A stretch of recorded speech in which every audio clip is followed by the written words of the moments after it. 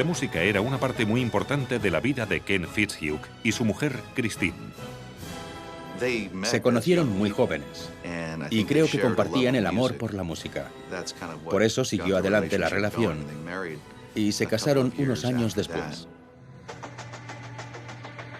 Ken y Christine vivían en Palo Alto, California, donde criaron a 2 hijos. Christine era profesora de música en el colegio público de la zona y Ken era asesor inmobiliario. Las cosas les iban bien hasta que un día en el año 2000, Ken recibió una llamada del colegio de Christine. Christine no había ido a su clase de música de la 1. Eso era muy raro, porque ella era muy puntual, era bastante perfeccionista. ¿Diga? Ken no sabía dónde estaba. Así que fue con 2 compañeras de trabajo a su casa para ver si estaba allí. Cuando llegaron, vieron el coche de Christine aparcado en la puerta. ¿Christine? ¡Christine!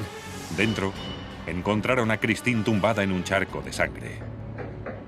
¡Llama a emergencias! Una de las compañeras de Ken llamó a emergencias. Por favor, vengan a la avenida Escobita. ¿Qué ocurre? Una mujer se ha caído por las escaleras y se ha hecho daño en la cabeza. ¿Respira? Creo que no.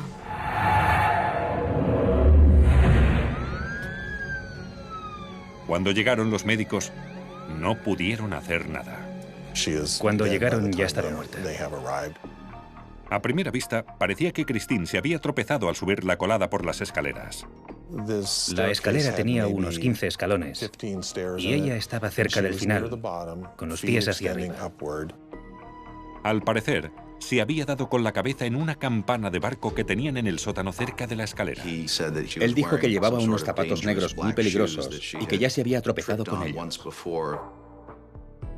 Pero para los investigadores había algo en cuanto a la situación de los zapatos que no encajaba. Me di cuenta de que el zapato derecho estaba a mitad de la escalera. Estaba a mano izquierda al bajar. Si estaba subiendo las escaleras, no podía haber caído en esa posición. Me pareció un poco raro. Durante la autopsia de Christine, el forense encontró pruebas que no encajaban con una caída.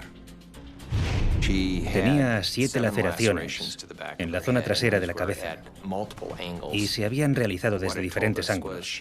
Esto indicaba que había sufrido algún tipo de impacto por detrás, múltiples golpes. En aquel momento supimos que no era posible que tuviera heridas de haberse caído por la escalera. No obstante, había mucho más que heridas en la cabeza. También había sido estrangulada con las manos. Esto indicaba que estábamos ante un homicidio, que habían asaltado a esta mujer. Cuando oímos al coronel contar lo que le había pasado a Christine Fitzhugh, todos pensamos que su asesino era un monstruo inhumano. La noticia de que la profesora del colegio público Christine Fitzhugh había muerto se extendió rápido por toda la comunidad de Palo Alto. Era una persona de la que todos los niños con los que trabajaba se quedaban prendados y poseía esa especie de magia que da vida a los colegios. Además, impartía música. Al principio, la muerte de Christine parecía un accidente. Pero cuando el forense encontró pruebas contundentes de que se trataba de un homicidio, los investigadores se dirigieron al escenario del crimen. Dije que quería que el equipo de la escena del crimen fuera a la casa y que empezara a trabajar, que se pusieran manos a la obra para analizar todo el lugar. Les dije que quería que encontraran cualquier prueba de lo que había pasado allí. Había equipos de forenses entrando y saliendo de la casa, día sí y día también. Nosotros no dejábamos de preguntar a la policía cuánto iba a durar eso. Los investigadores indicaron que Christine había sido asesinada entre las 12:20 del mediodía y la 1:40 de la tarde. Conseguimos el ticket, así que sabemos que sobre las 12:20 estaba viva, comprando café en una cafetería de la zona. El marido de Christine y 2 compañeras de trabajo encontraron el cadáver y llamaron a emergencias a la 1:40 de la tarde. ¡Llama a emergencias! El asesinato se debió producir relativamente cerca del momento en que el equipo médico intentó reanimarla, porque si hubiera ocurrido mucho antes, la sangre se habría coagulado. 6 meses antes del asesinato de Christine, tuvieron lugar 6 robos en diferentes casas del barrio de los Fitzhugh. Se rumoreaba que podía haber sido el resultado de un robo que había salido mal, que Christine había sorprendido al ladrón y por eso acabó así. Todos los robos se habían producido durante el día. Y tal y como sucedía en el caso de Christine, no habían forzado la entrada de ninguna de las casas. Aunque aquellos robos eran todavía casos sin resolver. La policía lo tenía complicado. Tenían que convencer a la opinión pública de que no había un asesino loco suelto. Nosotros tenemos alarma. Ellos se han comprado una alarma. Estamos intranquilos y ahora lo estaremos incluso más. Pero en casa de los Fitzhugh no habían robado nada. Y había algo que preocupaba a los investigadores. No habían encontrado salpicaduras de sangre en los escalones ni en las paredes adyacentes. Cuando dan una paliza a alguien, la sangre sale a la superficie y los golpes dispersan dicha sangre. De ese modo, suele haber salpicaduras de sangre en las superficies cercanas, y en aquel sótano no se cumplía el patrón. Eso significaba que no habían matado a Christine en el sótano donde habían encontrado su cuerpo. Arriba, en la cocina, los investigadores encontraron pequeñas gotas de sangre en la pata y el asiento de una silla, lo que indicaba que era posible que alguien atacara a Christine mientras comía. Indicamos la idea de que tenía un traumatismo y una herida producidos por un objeto con esquinas, como un tablón de madera. Y el único objeto obvio que había en ese escenario del crimen era la propia mesa. Y la mesa tenía unos soportes y una viga que hacía de pie de la mesa. Y claro, ella tenía en la cabeza un golpe realizado con un objeto de ese tipo.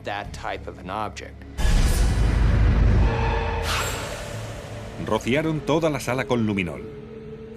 Y ni los forenses con más experiencia podían creer lo que veían. Se iluminó como un árbol de Navidad. Fue fenomenal. Estaba claro que la silla de la cocina había estado cubierta de sangre hacía poco. En una de las paredes de la cocina también había pruebas de que se había producido una violenta confrontación. En la zona entre la cocina y el sótano, parecía que Christine había estado tumbada sobre un charco de sangre. Había huellas en el área de la cocina. Y al ver las escaleras del sótano, no cabía duda de que la habían arrastrado hasta allí tras haber sido objeto de importantes golpes. Era obvio que estábamos en un lugar donde se había producido un violento acontecimiento. Un acontecimiento seguido de una limpieza exhaustiva. A simple vista no se veía nada. Estaba todo limpio. Pero ¿por qué iba el asesino a pasar tanto tiempo limpiando el escenario del crimen? No sabíamos quién había sido. Se había producido un asesinato en un lugar impoluto y sabíamos que iba a ser una gran historia. Nadie en Palo Alto, California, se imaginaba quién podía querer hacerle eso a Christine Fitzhugh. No tenía enemigos reconocidos y a simple vista, los Fitzhugh parecían vivir un matrimonio perfecto. Ken y Christine habían heredado una gran cantidad de dinero de la familia de Ken y casi nunca tenían que preocuparse por su economía. Cuando los Fitzhugh se mudaron a Palo Alto, tenían $2 millones en efectivo. Pero los investigadores descubrieron un dato alarmante relacionado con la economía de la familia. Debido a inversiones fracasadas y a un flagrante gasto excesivo, los Fitzhugh estaban al borde de la bancarrota. Tenían muchos problemas económicos. No iban a poder pagar la hipoteca y eso pronto se iba a hacer público. La economía de la casa se estaba derrumbando en el momento del homicidio. Una muy buena amiga de Christine contó a la policía que el estrés por evitar caer en la bancarrota estaba acabando con su matrimonio. Christine estaba pensando en dejar a Ken. Quería llevarse su mitad de la casa y separarse completamente de él. Venderemos la casa y tú te quedas una mitad y yo la otra. Pero había algo más que preocupaba a los investigadores. Cuando subí, vi una foto grande de la víctima. Su marido, Ken Fitzhugh, y sus 2 hijos. Teniente, ¿Qué pasa? Mire esto, este chaval no se parece a su hermano. Le comenté a mi superior que uno de los chicos no se parecía a ninguno de los padres y que me pareció raro.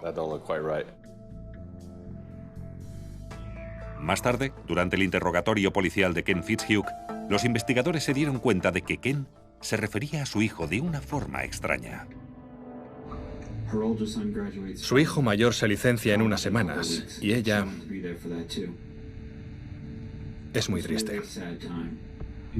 Has dicho su hijo mayor, ¿no es tuyo? No, es nuestro hijo.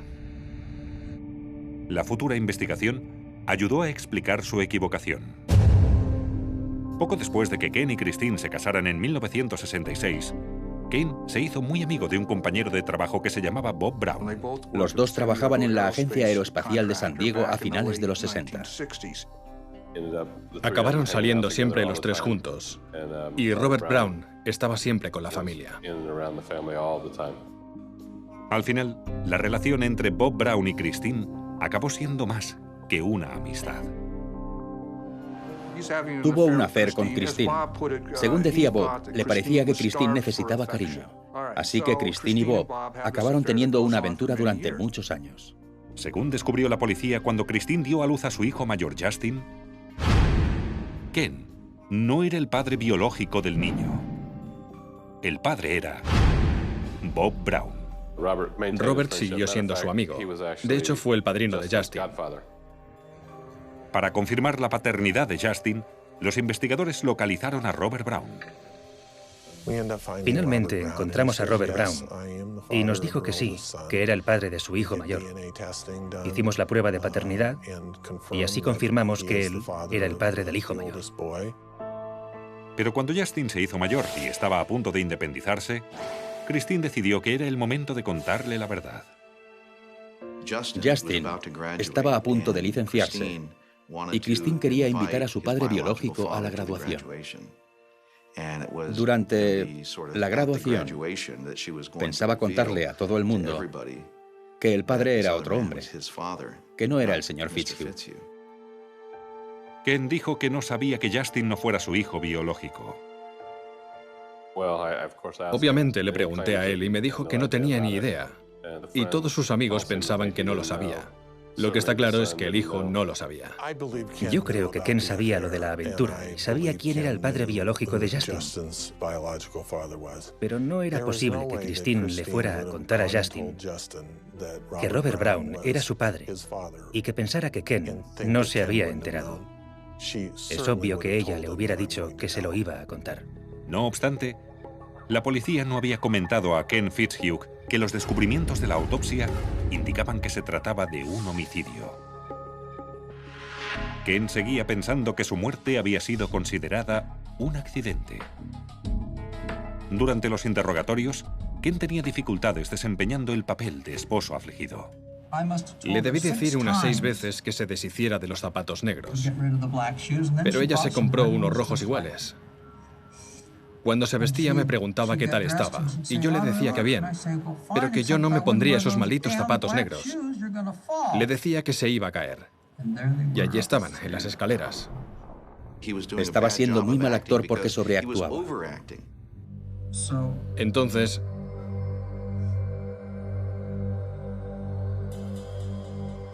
vi los zapatos negros. ¡Los malditos zapatos negros!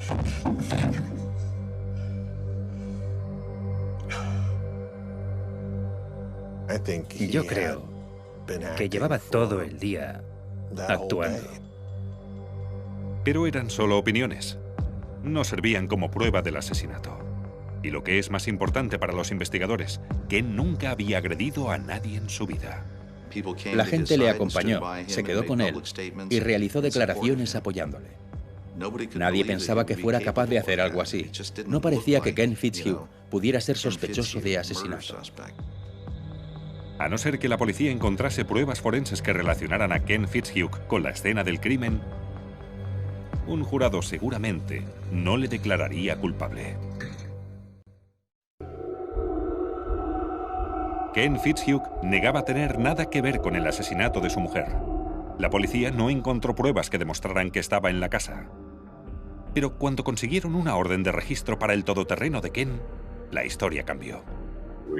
Encontramos unas zapatillas y una camiseta con sangre debajo del asiento del conductor del todoterreno.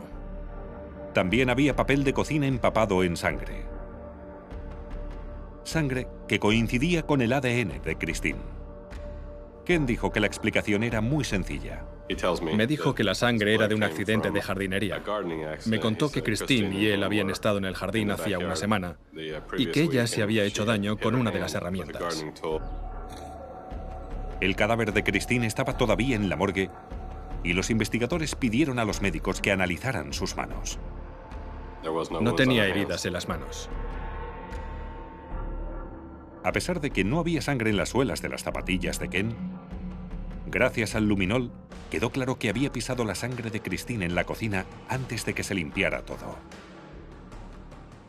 Las huellas que se ven con el luminol son iguales que las suelas de las zapatillas que encontramos en el vehículo del señor Fitzhugh. Las manchas de sangre que se encontraron en la camiseta y las zapatillas de Ken eran de sangre que se salpicó a media velocidad, y eso hizo que la versión de Ken se desmoronase. Las manchas parecían haberse formado con la fuente de la sangre cerca, en el momento de la paliza. Pero lo más incriminatorio fue el hecho de que la sangre de los laterales y las puntas de las zapatillas de Ken estuviera diluida, ya que eso significa que estuvieron cerca cuando estaba limpiando la sangre con agua. La sangre diluida es normalmente fácil de reconocer porque se seca y los bordes de la mancha se quedan más oscuros que el centro. Además, ¿dónde estaba Ken entre las 12:20 y la 1:40 de la tarde? El periodo de tiempo en que su mujer fue asesinada.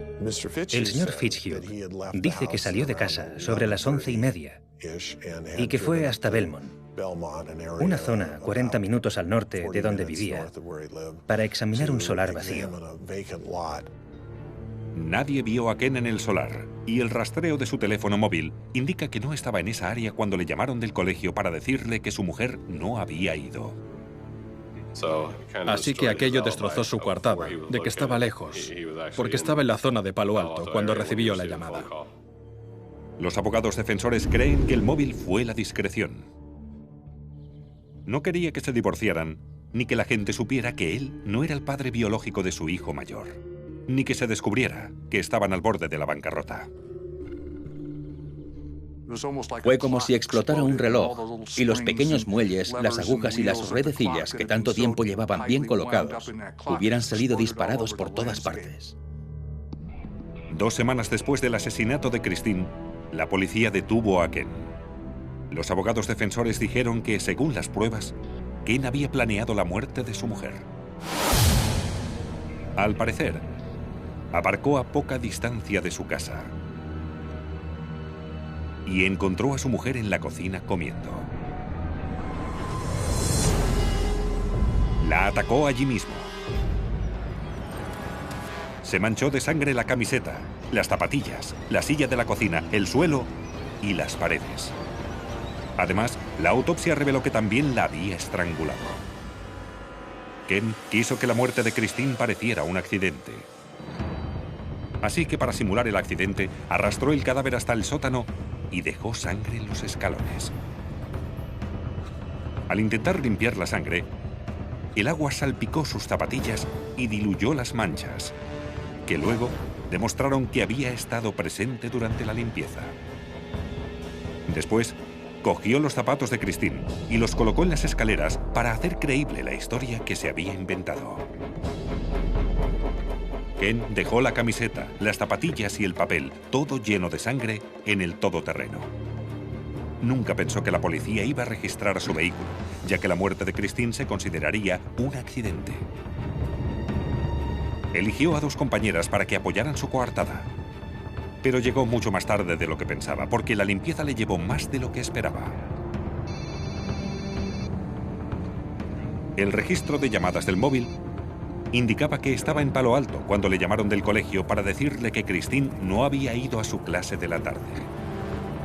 Todo el mundo coincidió en que Ken había limpiado muy bien el escenario del crimen.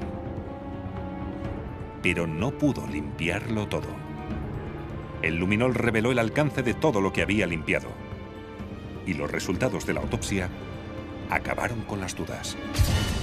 Pensó que podía conseguir que pareciera un accidente, porque nadie iba a pensar que había cometido un crimen. Un ladrón medio loco no se va a tomar la molestia de mover el cuerpo, sacar la mopa, limpiar el suelo y hacer todas esas cosas.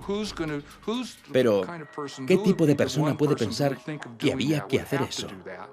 Pues Ken. Un año después del asesinato, Ken Fitzhugh fue acusado de asesinato en segundo grado y sentenciado a un mínimo de 15 años en la cárcel. Ken sigue diciendo que es inocente, pero las pruebas forenses dejaron muy claro que él era el asesino de Christine. Con el luminol vimos que alguien había limpiado todo. Y además, había una persona que había mentido sobre el lugar donde estaba. Las pruebas le incriminaban todas a él. Nunca se sabe lo que pasa dentro de una casa. Nunca se sabe cómo es la vida de los demás en realidad. La gente te muestra una cara, pero si rascas bajo la superficie, a veces ves que hay cosas horribles.